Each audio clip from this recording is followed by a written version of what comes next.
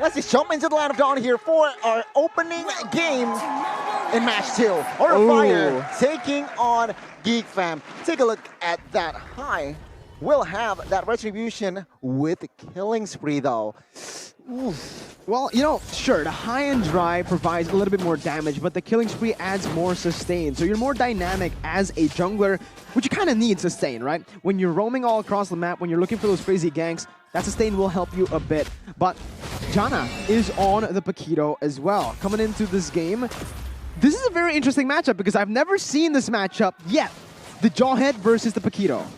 Wow. I think 1v1, the Jawhead has a lot of potential, man. Clear as well. I have always been an avid fan of Jawhead because it's so flexible. You can essentially play it almost anywhere because depending on what you need, you can max out different spells and get an advantage then. So in the jungle, as you mentioned, great clear, great ganks, and great 1v1. It really doesn't get any better than that. Yeah, we've been talking a bit too much, I believe, on about the Jawhead, right? Let's give some kudos to the Minsatar pick, because the Minsatar pick with the King's Calling, well, you can go for hooks as well. Oh, Beloyski here might be caught here, still be able to escape there with the skill 1, with the first skill rather.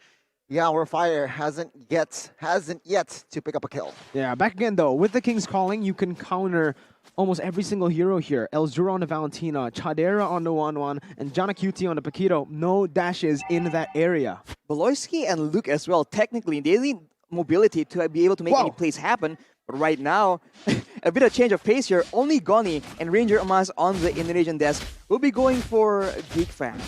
I like it. I like the composition here from the side of GEEK Fam.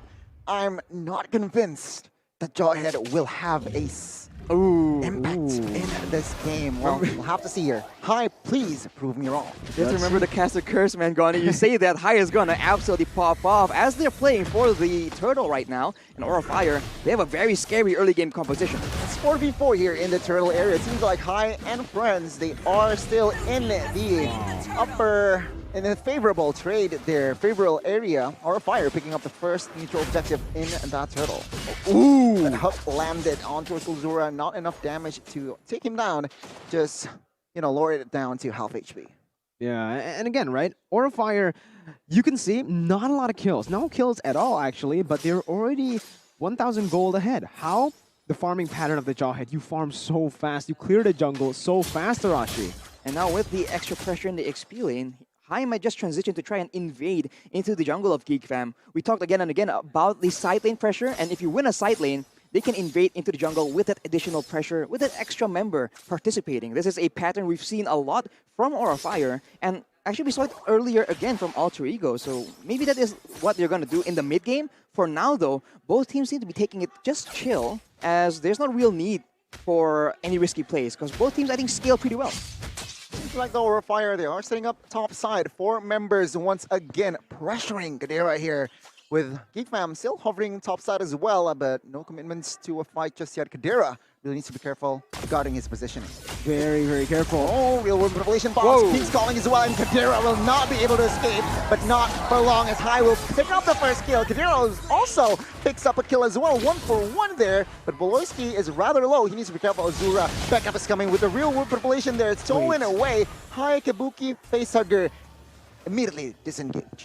One thing you can notice instantly here, High was very tanky. Is he building tank?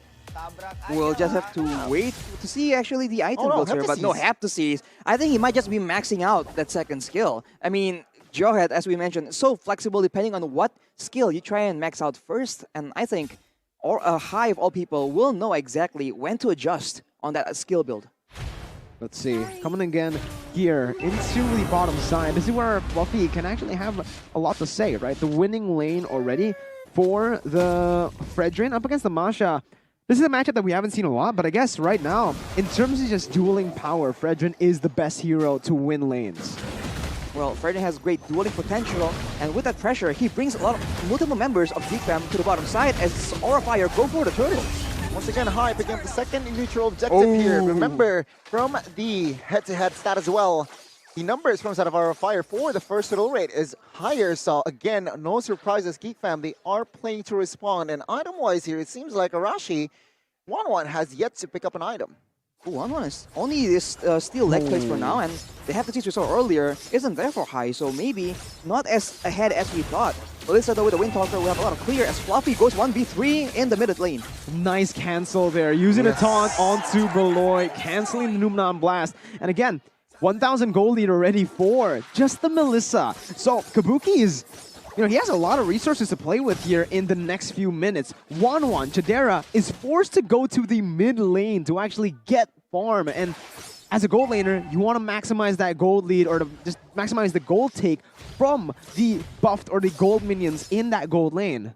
And again, here are Fire. They are in the lead of 2,000 gold lead here now. Luke, perhaps taking a lot of heat here. Kabuki, take a look at the damage here. Luke's forced to pop that sprint, but Godiva in the backside looking for a flank as the bot turret looks for a fall. But now mid-side collapsed by GEEK. Numnium Blast just his own members away as the mid turret will not fall. Godiva will pull one member, and that is Beloyski. He will not be able to escape as High will pick up the kill. 2 kills to his name, as the bot structure will fall as well.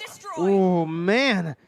Wow, what? It's just like such a very fast tempo pickoff game, right? They have all the resources necessary to look for those kind of pickoffs, and even in the lanes itself, they drafted a winning laner, Rashi. So it's just really tough for GEEK fam to really force anything to happen. Oh, real manipulation in the mid side. Responded with a real world manipulation as well. Numnium Blast here, not popped just yet. As in the backside, Kadira will not pop that crossbow of tank just yet. No, not triggered. But in the mid side, perhaps will be the agenda here. But Turtle once again, Aura Fire collecting all neutral objectives. As you mentioned, their Aura Fire, they have a lot of strength in the early game, but late game, it's not even, they don't even fall off that bad. So right now, it's just so flexible. They can really just adjust to what GEEK fam is doing, and so far, whenever GEEK fam makes a move, Aura Fire is quick to rotate and punish that aggression. They have the lead in turrets. Not a single turret of Aura Fire has fallen right now, and they're going for more aggression onto the bottom side. Seems like the mid turret in the bot turret, tier 2, will be the target here.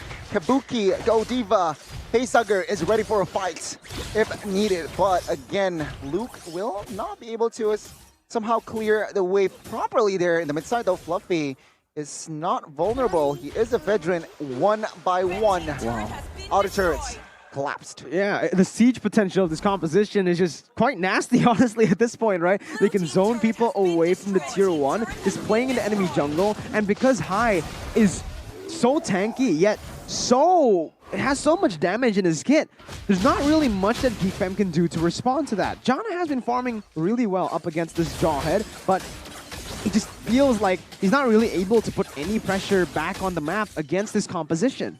I think the 1v1 potential between the Paquito, usually people are afraid of the Paquito because of the burst damage of the potential for the Paquito to snowball, but against the Jawhead, that really doesn't seem to be the case. High doesn't really mind dueling out with Janna Cutie, and with the rest of the members just having so much pressure, they can actually do a lot better. But right now, bottom turret being taken by the side of GEEK fam as Aura Fire, they make a play for the top side. Yeah.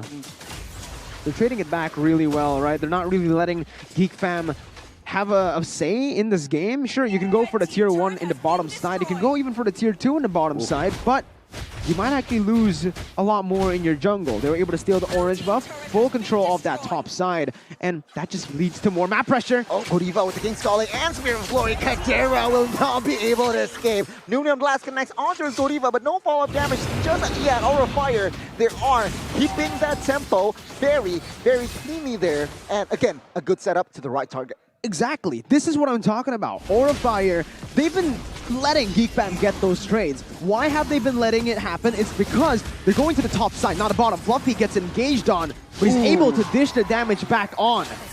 A good bait there.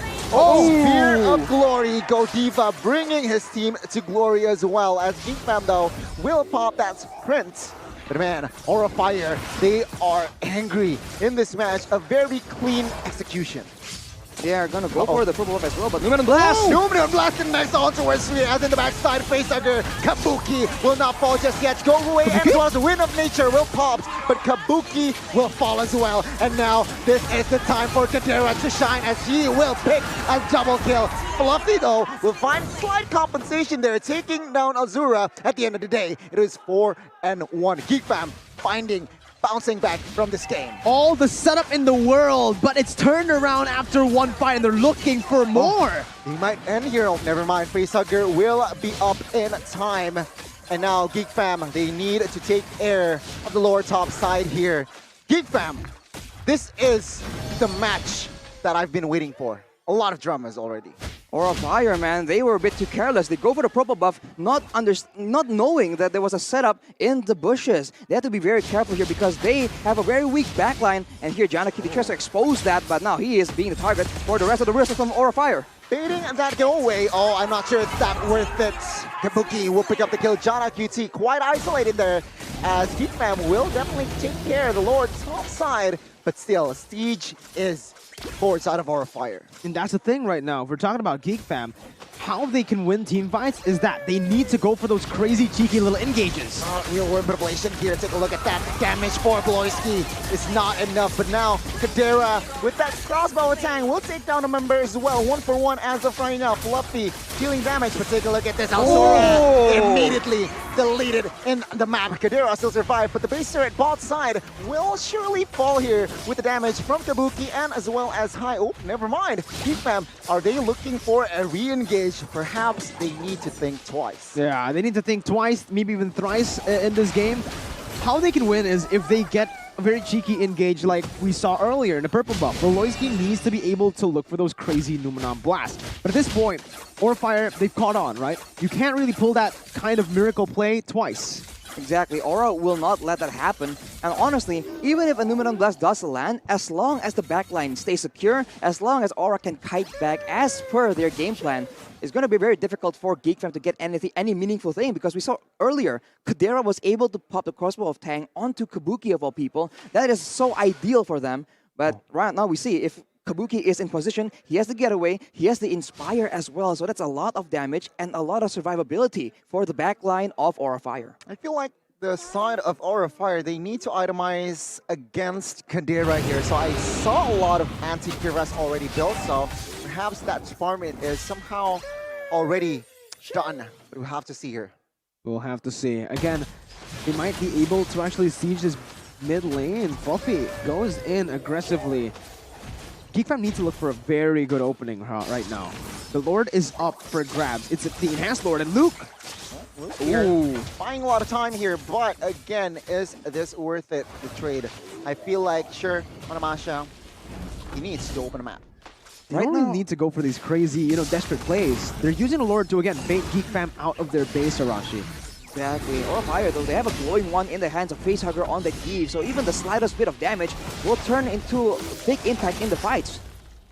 Seeing here, Lord will be resetted by the side of Aura Fire. They are not convinced that they will commit to that, but now High opening up the map here, taking a lot of heat as well. Let's take a look at the re-engage. King's Calling was popped. Gloisky is taking a lot of damage, but Jana QT, the backside, will find one. And take a look at that Numenon Blast, but Fluffy will find Kadera. A little wrong positioning there as Kabuki. The damage is just there, and all of the members from side of Geek Fam is running for the hills. Oh man, we mentioned it. The miracle play can't really happen twice, and it didn't catch Kabuki. Kabuki is the main target you should go for Geek Fam, but he's so far back in these team fights. That is the advantage Melissa has over a 1-1.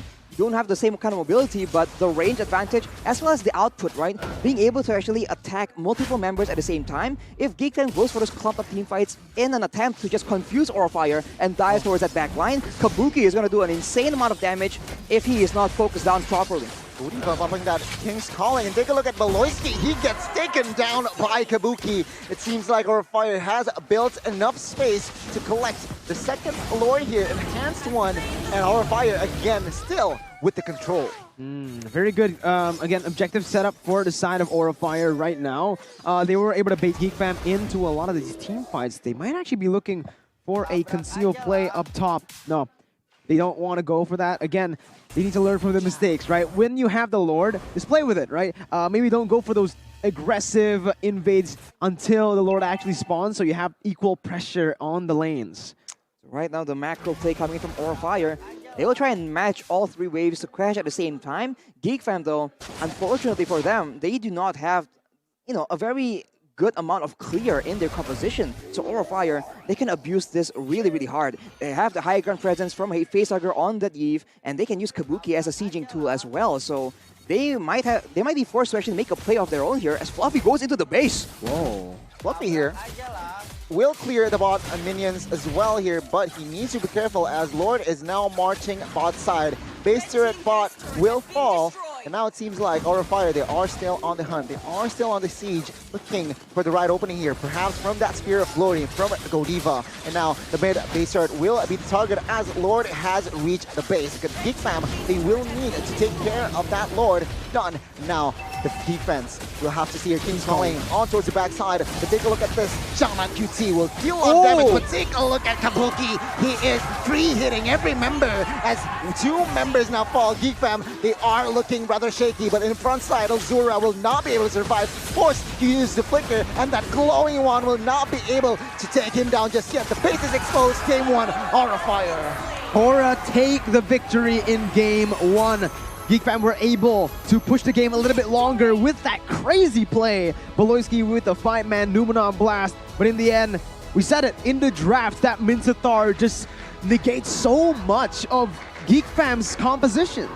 It's crazy. It's such a good pick because it allows Godiva to make the insane plays, and at the same time, it disables the counter-aggression coming in from side of GEEK fam, unless Aura get completely caught off guard. As we mentioned earlier, if they don't get flanked out, if they don't get corralled into a tough spot, the front to back is just way too strong. Melissa and a Yves provided by the cover, the crowd control from a Jawhead as well as a Minsathar.